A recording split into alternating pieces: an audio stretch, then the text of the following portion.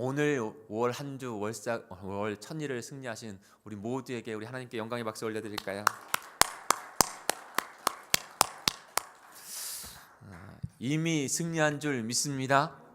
우리는 하나님께서 주시는 인도하시는 삶을 살아갑니다. 그러니까 하나님 앞에 우리의 삶을 믿음을 어떻게 드리느냐에 따라서 그 결과가 나타나게 되는 것이죠. 사랑하는 성도 여러분, 그렇게 월의 첫 시작을 하나님께 드렸으니 하나님께서 책임지시고 인도해 주실 줄 믿습니다. 그러니 신앙으로만 주님 앞에 나아가십시오. 우리 상원 형제에게 고마워요. 네. 개인적으로 상원 형제가 이건 그냥 같이 기도했으면 좋겠어요. 저는 우리 공동체 안에서 믿음의 사역자가 나왔으면 좋겠어요. 그것이 초대교회의 전통이었고 좋은 교회, 그 근대에 나온 교회 안에서도 그냥 말하죠. 침례교회는 신학교를 나왔다고 해서 그 첫째, 초대교회가 신학교 나와가지고 사역자를 세웠나요? 아닙니다.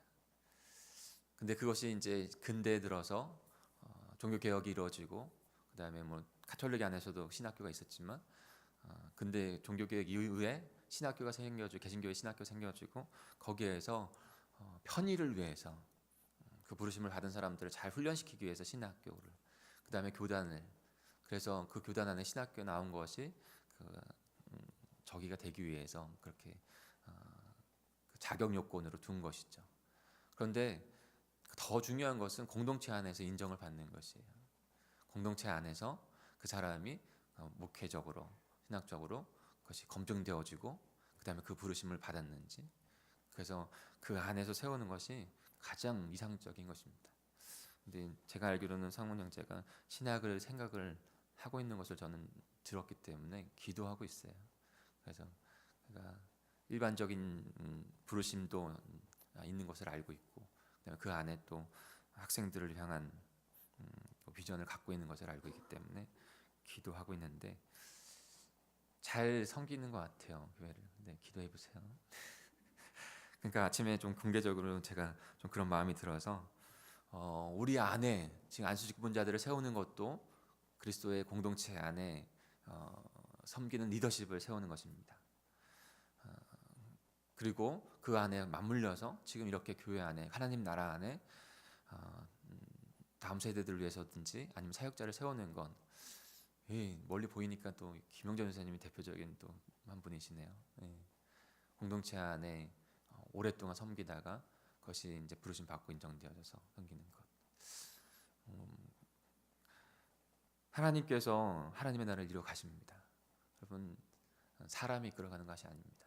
저도 하나님 부르심 안에 여기 있는 것이지 하나님 안에서 있습니다. 하나님 바라보시고 가시는 저 여러분이 되기를 간절히 축복합니다. 5월을 한 달 승리한 줄 믿습니다. 오늘 저희가 함께 묵상할 말씀은 사도행전 13장 44절에서 52절입니다. 우리 같이 볼까요? 사도행전 13장 44절에서 52절입니다.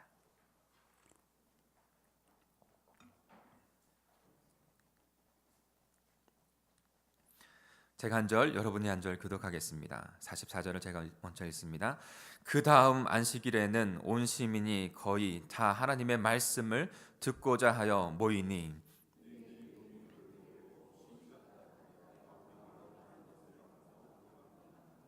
바울과 바나바가 담대히 말하여 이르되 하나님의 말씀을 마땅히 먼저 너희에게 전할 것이로되 너희가 그것을 버리고 영생을 얻기에 합당하지 않은 자로 자처하기로 우리가 이방인에게로 향하노라.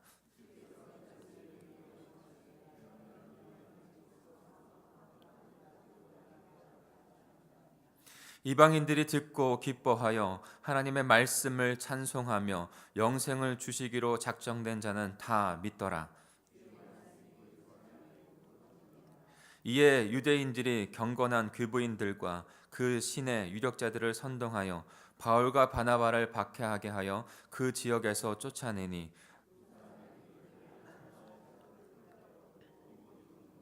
같이 읽겠습니다. 제자들은 기쁨과 성령이 충만하니라. 아멘. 저희 안에도 기쁨과 성령이 충만하기를 축원합니다. 핍박이 와도 어려움이 와도 제자들은, 예수 그리스도를 따라가는 그리스도인들은 기쁨과 성령이 충만한 것입니다. 사랑하는 우리 아이들이 못 왔네요. 저희 첫째가 오후 예배를 드리고 같이 이제 식사를 하는데 저에게 질문을 합니다. 그 질문은 뭐냐면, 아빠, 네, 왜? 그랬더니 예안교라고 알아? 아빠가 예안교라고 알아? 그러는 거예요. 여러분, 예안교가 뭔지 아세요? 어딘지 아세요? 예안교회가 어딘지 뭔지 아세요? 몰라?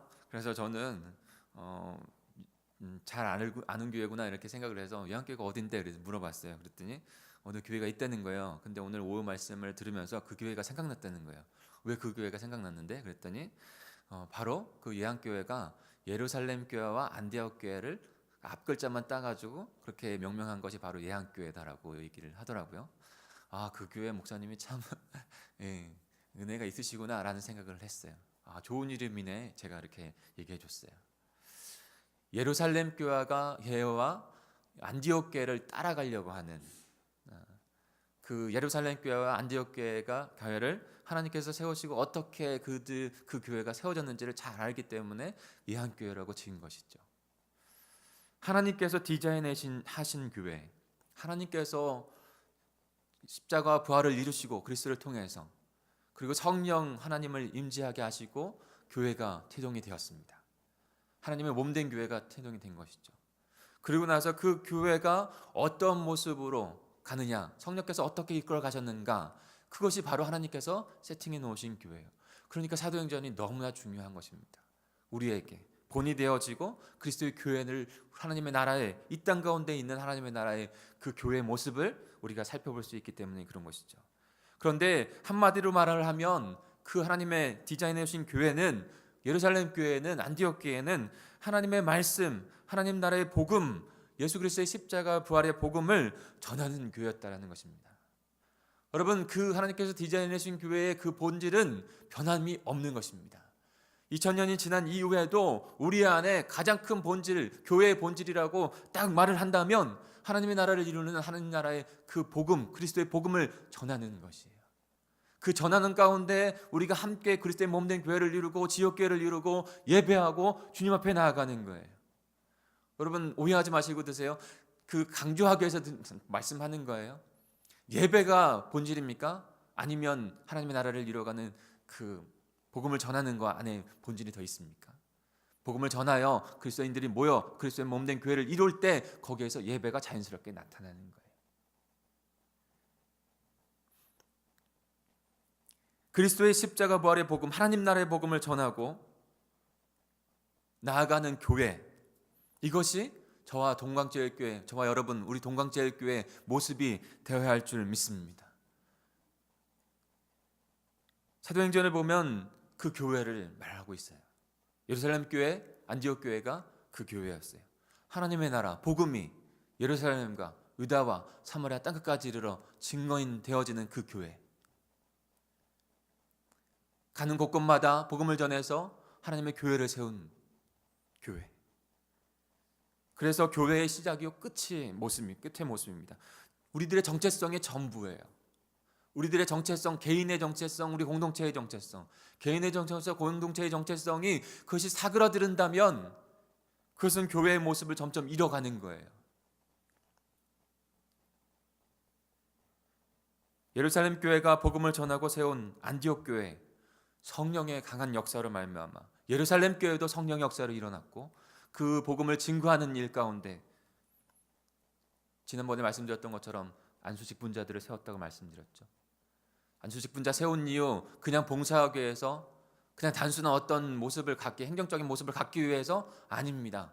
중심은 3절에서 7절에서 하나님의 말씀, 그래서 그 말씀을 중심으로 해서 그들을 세웠더니 말씀이 왕성해져서 제사장 무리까지 오게 되는 역사가 일어났다고 말씀을 드렸죠.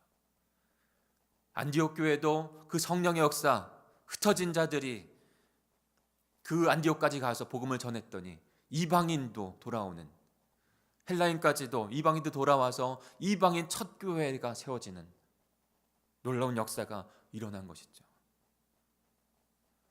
성령의 역사입니다. 지금도 그 성령의 역사에는 복음을 전하게 하고 우리 마음 가운데 복음이 있어 복음을 깨닫고 복음을 전하게 하고 복음 안에 교회를 세우게 하고 놀라운 하나님의 역사를 이뤄갑니다. 안디옥 교회를 통해서 바울과 바나바를 파송하시고 첫 번째의 어떤 그 어저께 계속 이어지는 말씀인데 월요일부터 비시디아 안디옥까지, 그 안디옥은 다른 것이에요. 그 비시디아 안디옥은 아시아 쪽에 있습니다. 소아시아, 지금에 있는 아시아가 아니고요, 그쪽에 있는 소아시아, 터키 쪽에, 거기에서 지금 복음을 전하고 있어요. 가는 곳곳마다 그가 한 것은 복음을 증거하고 교회를 세우는 일을 하고 있는 것이죠. 지금 오늘 본문의 중심 안에서도 하나님의 말씀이라고 했는데 그 말씀을 조금 더 핵심적으로 보면 하나님 나라의 복음의 말씀이요, 그리스도 예수 그리스도의 십자가 부활의 복음의 말씀입니다. 지금 그것을 전하고 있는 거예요. 성령이 임재했더니, 초대교회 성령이 임재했더니 하나님의 큰 일을 말했다. 사마리아 땅에서도 하나님 복음이 전했더니 하나님의 큰 일을 말했다. 성령이 임재하는 곳에서 하나님의 큰 일, 바로 예수 그리스도의 십자가 부활의 복음을 증거하고 있는 것이죠. 어떤 사람들은 주 예수 그리스도의 복음을 듣고 믿음으로 받아들여 새로운 하나님의 나라를 누리며 살아가는 사람들이 되었습니다. 저와 여러분과 같이. 그러나 어떤 사람은 그 복음을 들었지만 그 복음을 거부하고 하나님 나라의 삶을 참여하고 누리거나 참여하지 못하는 사람들이 있어요. 근데 저는 한 가지 더 부류를 말씀드리고 싶어요. 양간의 분류가 아니라 어떠한 사람들은 하나님의 나라에 하나님의 그 그리스도의 복음을 듣고 믿음으로 받아들여 이 세상 가운데 전파하는 일까지 참여하는 자들이 되었다는 거예요. 참여하는 자들, 그리스도의 복음에 참여하는 자들, 하나님 나라의 복음의 확장에 참여하는 자들.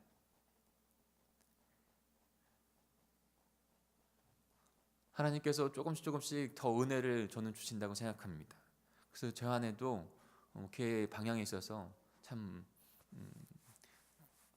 방향을 제시하는 자거든요. 어떻게 보면 리더십은. 그리고 그것으로 방향을 공유하고 나타내는 자가 되는 거예요.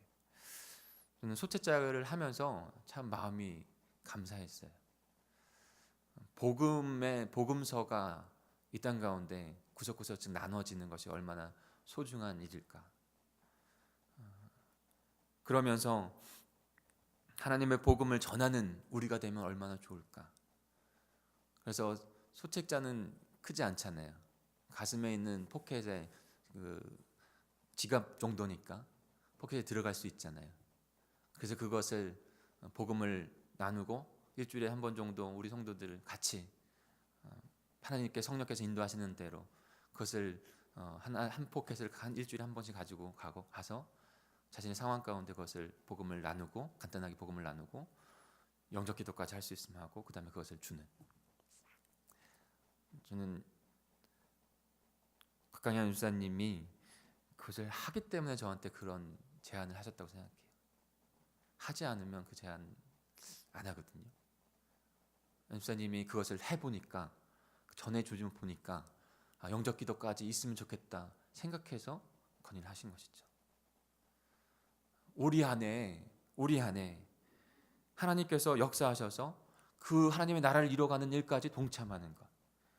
내가 넣어놓고 읽다가 그 사람을 하나 만나게 하시면 어떠한 말을 할지 잘 모르잖아요. 근데 거기에는 나와 다음번에 찍을 때는 그렇게 간단한 사양리 같은 복음을 쓰고 장적 기도까지 하고, 안 되면 그것을 그냥 전해주고 한번 읽어보십시오. 여러분, 하나님께서 하시지 인간이 하지 않습니다. 우리의 방법이 아닙니다. 하나님께서 하나님의 나라를 그 복음 들려지는 곳에서 쓰게 하실 줄 믿습니다. 적극적으로 동참하는 하나님의 백성들.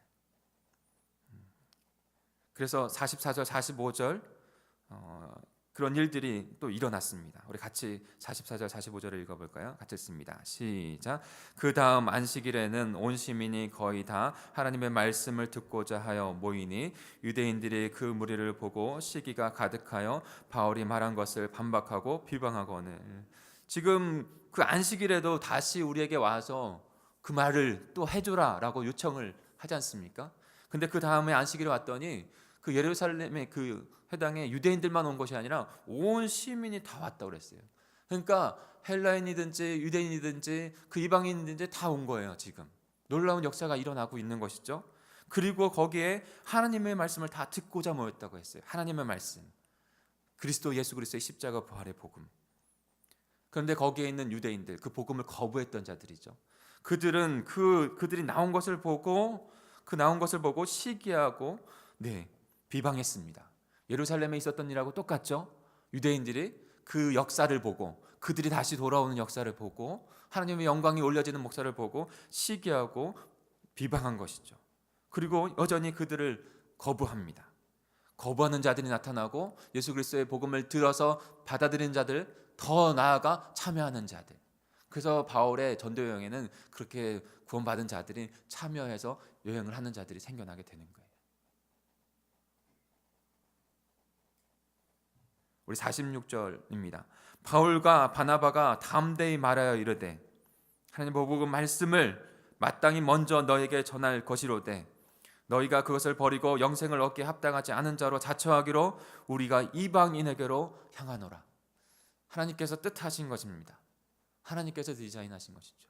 예루살렘에 멈춰 있는 것이 아니라 유대인에게만 멈춰 있는 그 복음이 아니라 그것이 넘어서 하나님의 영광된 잃어버린 영혼들에게 전달되기를, 그래서 하나님의 나라가 확장되어지기를 하나님께서 세팅하셔서 그대로 지금 이루어져 가고 있는 것이에요. 이후로 더 바울은 이방인들에게 복음을 전합니다. 자신을 이방인에게 보냈다고 하는 그 정체성을, 복음을 위해서 자신을 부르셨다고 하는 정체성을 분명히 하게 됩니다. 안타깝게도 유대인들은, 그렇게 받아들이지 않은 자들은 영생을 얻기에 합당하지 않은 자로 자처하기로 그 복음의 물꼬를 틀었다라고 말씀하고 있어요. 여기에서 하나 저희가 조금 깨달아야 될 부분들이 있습니다. 왜 그들은 그렇게 하지 못했을까?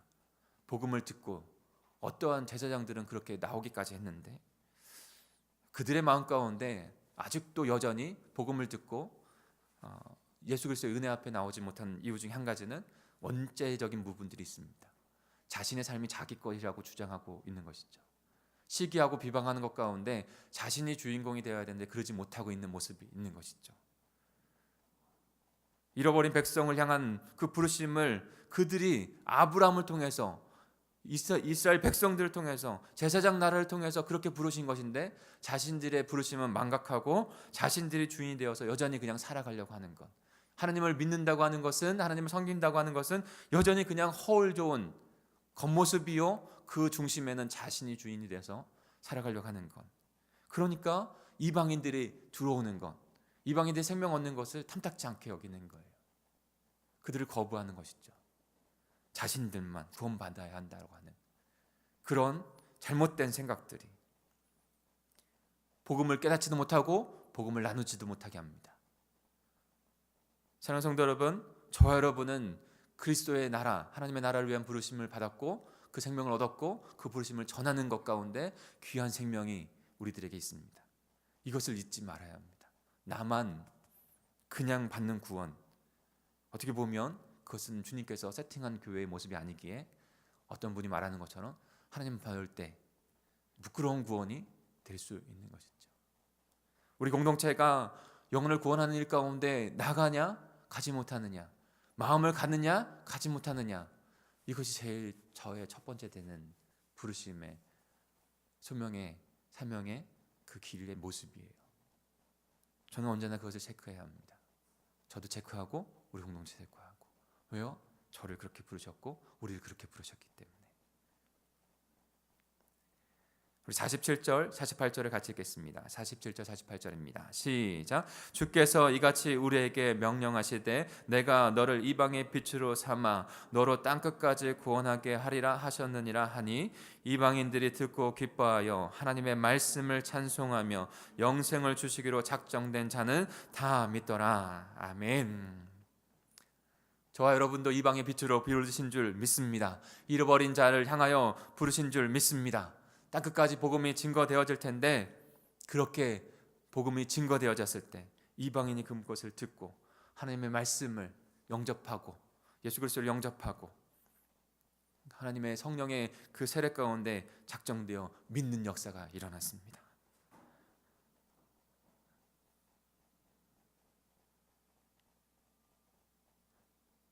이방인들이 그 말씀을 듣고 나왔을 때, 그 복음의 그 바울의 그 선포를 듣고 했을 때 참으로 기뻤어요.